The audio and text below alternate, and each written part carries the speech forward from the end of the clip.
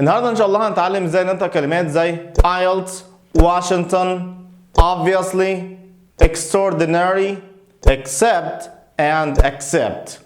جاهزين؟ خليكم معانا.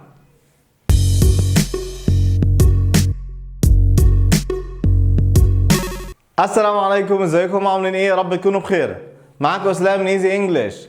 اهلا بيكم في حلقه جديده من سلسله اتعلم ازاي تتكلم، واللي هتلاقيها في قناه اليوتيوب في زر قائمه التشغيل مترتبه حلقه 1 2 3 4، واللي بنناقش فيها الكلمات الصعبه اللي بتكون من اقتراح حضراتكم في التعليقات تحت الفيديو تحت السلسله دي. وعشان ما اطولش على حضراتكم خلينا نبدا الدرس. جاهزين؟ يلا بينا. اهلا بحضراتكم للمره الثانيه، واول كلمه هنبدا بيها النهارده هي كلمه IELTS، واللي معناها اختبار عالمي لتحديد مستواك في اللغه الانجليزيه، واللي هو اختبار مهم جدا واللي بيساعدك كمان انك تشتغل في الشركات العالميه. طيب، واللي هو اختصار كلمه International English Language Testing System. هم اخدوا طبعا اول حرف من كل كلمه، فخدوا حرف الاي من International، وخدوا حرف الاي من English، وخدوا حرف ال من language، وخدوا حرف التي من testing، وخدوا حرف الاس من system، فكونت الكلمة دي IELTS. طيب، عايزين بقى نتعلم ازاي ننطقها بشكل صحيح. اولا، في ناس كتير جدا بتنطقها IELTS، والIELTS دي حاجة تانية خالص، ودي معناها الحاجات اللي انت شايفها في الصورة دي. يعني ممكن يكون معناها بعض الازرار اللي بتوضع في الملابس، او ممكن يبقى معناها ادوات كهربائية او تستخدم كادوات كهربائية. لكن النطق الصحيح للاختبار ده هو IELTS. وبعدين كلمة else. الله، طب اليه دي جات من فين؟ لو انت فاكر من الحلقة اللي فاتت، احنا قلنا لما نيجي نربط كلمة انتهت بحرف متحرك بكلمة تانية بدأت بحرف متحرك، بنزود حرفين من عندنا، اما صوت الو او صوت اليه. لو الكلمة الأولى انتهت بحرف متحرك وهو صوت الأو، في الحالة دي هنستخدم و. أما لو الكلمة الأولى انتهت بصوت متحرك غير صوت الأو، في الحالة دي هنستخدم ي، وده اللي هنطبقه في الكلمة I. ده صوت متحرك مش الأو. وبعدين حرف الإي، وده حرف متحرك، فعشان كده هنزود لهم في النص صوت الي I else. فالكلمة على بعضها IELTS. طيب، علشان تتقنها هقولك على كذا حاجة لازم تعملهم. أول حاجة لازم تسمعها IELTS. تاني حاجة تقولها ببطء IELTS. تالت حاجة بقى حاول تقرأها بالمقلوب. ازاي يعني هتبدأ ب else، وبعدين يelts، وبعدين IELTS. دورك بقى انت تقولها.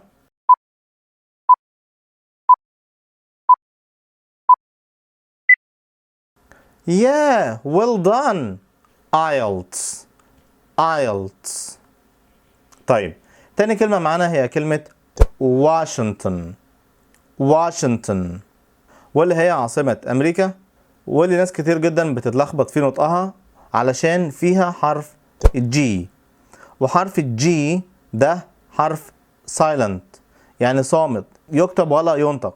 طيب، علشان ننطقها بشكل صحيح تعال نقسمها لثلاث مقاطع، ودايما اي كلمة صعبة في نطقها استخدم معاها التكنيك ده، قسمها لكذا جزء. تمام؟ فهنقسمها معايا كده و ده المقطع الاولاني، وبعدين شن ده المقطع الثاني، تن ده المقطع الثالث. يبقى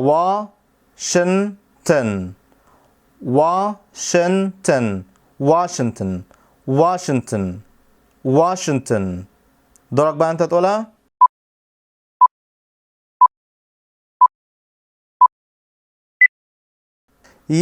well done.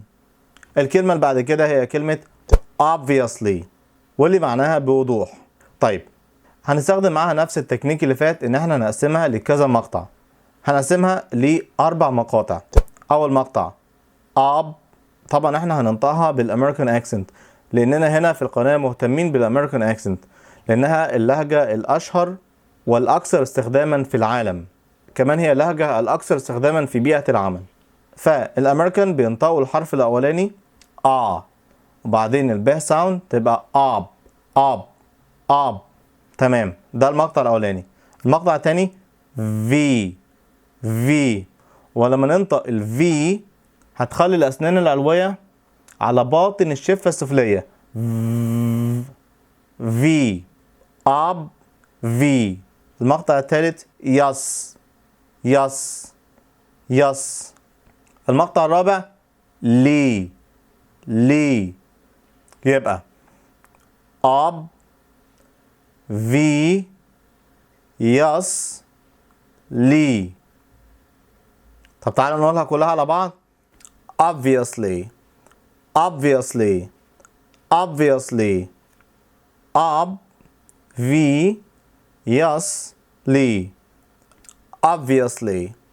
طيب الكلمة اللي بعد كده بقى هي كلمة extraordinary واللي معناها استثنائي أو رائع. طيب برضو نفس الفكرة هنقسمها لكذا مقطع. هنا هنقسمها لأربع مقاطع وبرضو احنا هننطق بالامريكان اكسنت لاننا مهتمين بالامريكان اكسنت. طيب المقطع الاولاني هيبقى اك. المقطع الثاني عليه ستريس بمعنى انه هيبقى اقوى واوضح من المقاطع الثانيه. والمقطع الثاني هيبقى كلمه ستور. عارفين ستور اللي هو متجر او محل؟ ستور. يبقى المقطع الاولاني اك، المقطع الثاني ستور. وخلي بالنا المقطع الثاني لما نقوله لازم هيبقى اقوى واوضح من المقطع الاولاني عشان ده اللي عليه الستريس، ده اللي عليه التشديد. يبقى اك ستور. المقطع الثالث دن. المقطع الرابع airy. اك ستور دن airy. اك ستور دن airy.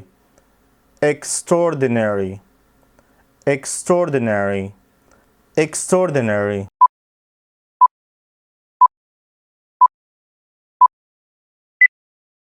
Yeah, well done. طيب ناخد بقى الكلمة اللي بعد كده واللي هي كلمة except واللي معناها ما عدا. طيب وهنقسمها لمقطعين. المقطع الأولاني اك خلي بالك بيبدأ ب اي اك اللي هي ساوند. اك. المقطع الثاني عليه ستريس بمعنى ان المقطع الثاني هيبقى اقوى واوضح من المقطع الاولاني. طيب المقطع الثاني بيبدأ بحرف السي وبعد منه الاي. طيب هنا بقى هنضطر نقول القاعدة بتاعت حرف السي. حرف السي ده ليه نطقين مشهورين. النطق الاولاني بينطق س، وده في حالة لو جه بعد منه حرف الاي او حرف الاي او حرف الواي. حرف الاي زي نايس، حرف الاي زي سيتي، حرف الواي زي سايكل. لو جه بعد منه اي حرف من الثلاثة دول فبالتالي ينطق س. ولو جه بعد منه اي حرف تاني باستثناء الثلاثة اللي احنا قلناهم في الحالة دي ينطق ك. زي مثلا كات. هنا حرف السي جه بعد منه اللتر A فبالتالي بقى كات. والقاعدة دي تنطبق على معظم الحالات ولكن في بعض الاستثناءات. طيب في الكلمة اللي احنا بنتكلم عليها اللي هي كلمة except حرف سي جه بعد منه اللتر E فبالتالي بقى س. عشان كده الكلمة except. طيب في كلمة تانية تشبهها واللي هي كلمة accept واللي هي verb يعني فعل بمعنى يقبل. برضو الكلمة دي هنقسمها لمقطعين ولكن هنا يعني في بعض القواميس بتعتبر الصوت الأولاني شوه اللي هو صوت خفيف جدا، وبعض القواميس الأخرى بتعتبر الصوت الأولاني اللتر A فبتبقى accept. فالمقطع الأولاني هنا كنا نقول accept لكن دي accept. المقطع الثاني هو sept والمقطع الثاني ده عليه ستريس بمعنى انه هيبقى اقوى واوضح من الكلمات الثانيه. accept. طيب يبقى الاولى accept والثانيه accept. دورك بقى تقولهم.